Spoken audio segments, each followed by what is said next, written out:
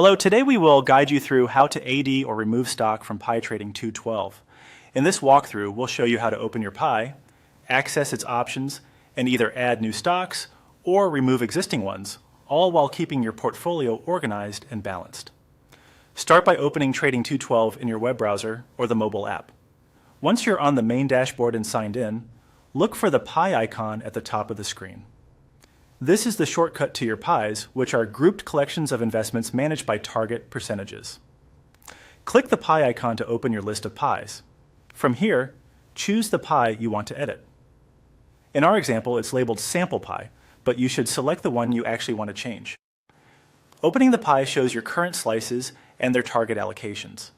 This view helps you see how each holding contributes to your overall strategy. Next, open the Options menu by clicking the three dots. This menu is where you'll find the controls to manage the contents of your Pi, including adding and removing holdings.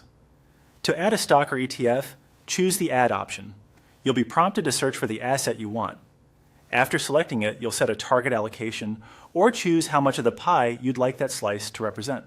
Remember, Pi's work on percentages that add up to 100%. If you raise one slice, others may adjust accordingly. Take a moment to consider how the new addition fits your diversification and risk preferences. When you're happy with the selection and allocation, follow the on-screen prompts to confirm. Depending on market conditions and your settings, Trading 212 may place orders immediately or queue them for the next available window. If you want to remove a holding, return to the Options menu and choose Remove or Delete for that slice. The platform will explain what removing a slice means for your Pi, such as how the remaining allocations will fill the gap. Review the details, then follow the on-screen steps to confirm. Keep in mind that removing a slice affects your target percentages and may trigger rebalancing actions. It's a good idea to glance over the updated allocation to ensure it still aligns with your plan. When you're finished adding or removing, review the Pi to make sure the allocations total 100 and reflect what you intend. That's all there is to it. You've successfully navigated to your Pi, opened its options, and managed your holdings with clear, simple steps.